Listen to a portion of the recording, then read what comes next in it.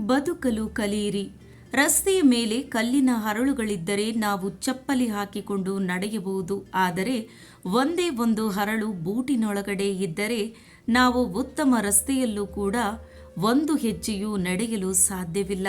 ಅದೇ ರೀತಿ ನಾವು ಹೊರಗಿನ ಸವಾಲುಗಳಿಗಿಂತ ಒಳಗಿನ ದುರ್ಬಲತೆಗಳಿಂದಲೇ ಸೋಲುವುದು ಹೆಚ್ಚು. ತುಳಿಯುವವರ ಮಧ್ಯೆ ಬೆಳೆದು ನಿಲ್ಲಬೇಕು. ಆವಾಗಲೇ ವ್ಯಕ್ತಿತ್ವಕ್ಕೆ ಬೆಲೆ ಸಿಗುವುದು. ಪ್ರಯತ್ನ ಎಂಬುವುದು ಬೀಜ ಇದ್ದ ಹಾಗೆ, ಬಿತ್ತುತ್ತಲೇ ಇರಿ. ಒಂದಲ್ಲ ಒಂದು ದಿನ ಮರವಾಗಿ ಫಲ ಕೊಟ್ಟೇ ಕೊಡುತ್ತದೆ.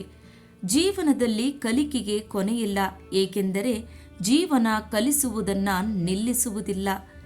ನಡೆಯುವಾಗ ಒಂದು ಕಾಲು ಹಿಂದೆ ಒಂದು ಕಾಲು ಮುಂದೆ ಇರುತ್ತದೆ. ಮುಂದಿನದಕ್ಕೆ ಗರ್ವವಿಲ್ಲ, ಹಿಂದಿನದಕ್ಕೆ ಬೇಸರವಿಲ್ಲ, ಏಕೆಂದರೆ ಅದು ಕ್ಷಣಿಕ. ಸಮುದ್ರ ಎಂದೂ ನೀರಿಗಾಗಿ ಯೋಚಿಸುವುದಿಲ್ಲ, ಏಕೆಂದರೆ ನೀರೇ ತಾನಾಗಿಯೇ ಸಮುದ್ರಕ್ಕೆ ಬಂದು ಸೇರುತ್ತದೆ. ಯಶಸ್ಸು ಮತ್ತು ಕೀರ್ತಿಗಳು ಹಾಗೆಯೇ. ಒಮ್ಮೆ ಅದಕ್ಕೆ ಬೇಕಾದ ಯೋಗ್ಯತೆ ಗಳಿಸಿದ್ದಲ್ಲಿ ನಮ್ಮನ್ನು ಹಿಂಬಾಲಿಸಿ ಬರುತ್ತದೆ. ಪ್ರಭಾವ ನೋಡಿ ಹತ್ತಿರ ಬರುವುದಕ್ಕಿಂತ ಸ್ವಭಾವ ನೋಡಿ ಹತ್ತಿರ ಬರುವವರೇ ನಮ್ಮ ಹಿತೈಷಿಗಳು. ಕತ್ತಲೆ ಇಲ್ಲದೆ ದೀಪದ ಮಹತ್ವ ತಿಳಿಯಲಾರದು.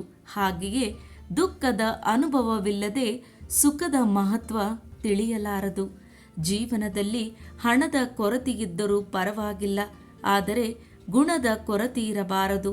ಹಣವನ್ನು ನಾವು ಬೇರೆಯವರಿಂದ ಕೇಳಿ ಪಡೆಯಬಹುದು, ಆದರೆ ಗುಣವನ್ನು ಇನ್ನೊಬ್ಬರಿಂದ ಕೇಳಿ ಪಡೆಯಲಾಗದು. ಬದುಕುವ ಆಸೆ ಇದ್ದರೆ ನಿನ್ನ ಶತ್ರುಗಳ ಕಣ್ಣೆದುರಲ್ಲೇ ಬದುಕು.